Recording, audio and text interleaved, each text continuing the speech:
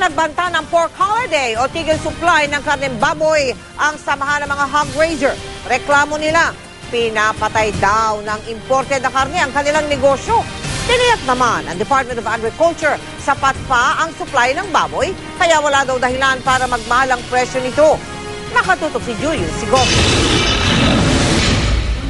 Hindi raw nagkatay ng baboy ang marami sa mga backyard racer noong Sabado at Linggo. Kaya halos 60% ng supply sa merkado ang nawala.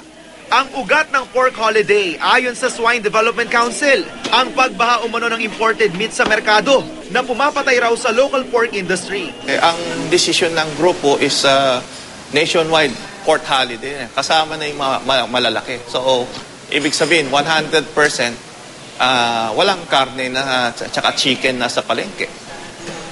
Yun ang mangyayari.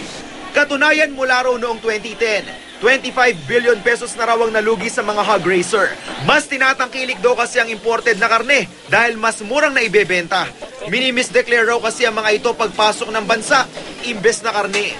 Laman loob daw ng baboy ang deklarasyon ng ilang importer, kaya mas maliit na buwis ang binabayad nila sa gobyerno. Misdeclare mga ito, no? Kaya pagbenta nila, mas mura, wala sa puhunan. Ang pinoproblema natin, yung technical smuggle na pinapatay ang local industry. Kahit naman may ikasang pork holiday ang mga magbababoy, di raw lalahok ang ilang tindera sa Balagtas, Bulacan. Kita raw kasi nila ang apektado kapag hindi sila nagtinda. Tiniyak naman ng Department of Agriculture na tinutugunan na nito ang sentimiento ng mga hog raiser. Kaisa rin daw nila ang Bureau of Customs sa pagbabantay sa mga karneng pumapasok sa bansa. Marami tayong nakikita na ina-undervalue, lalo na sa baboy. Nung reference price ng imported pork ay tataasan uli. Ito ay naghahalaga ng 2.10 up to 2.97 US dollar, no? Kasabay nito ang pakiusap ng DA sa mga magbababoy na huwag nang mag-pork holiday. Kapag nabawasan kasi ang supply sa pamilihan, hihilahin daw nito pataas ang presyo ng baboy.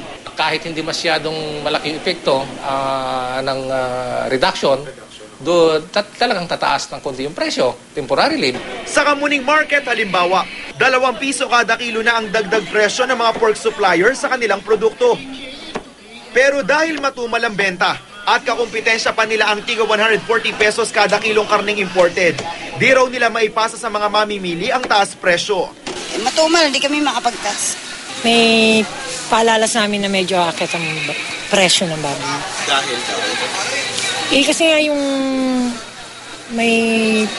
nga yung pork holiday nga raw.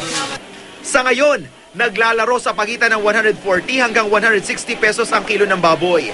Wala rin daw dahilan para magmahal pa ito dahil sapat naman ang supply. Paalala naman ng DA, ngayong mainit ang panahon, mas madali raw masira ang karning baboy.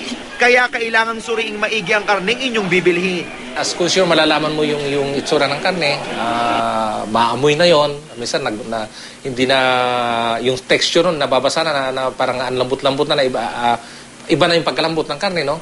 Pwede mong amuyin ng consumer bago niya bilhin. Julius Segovia, nakatutok, 24 oras.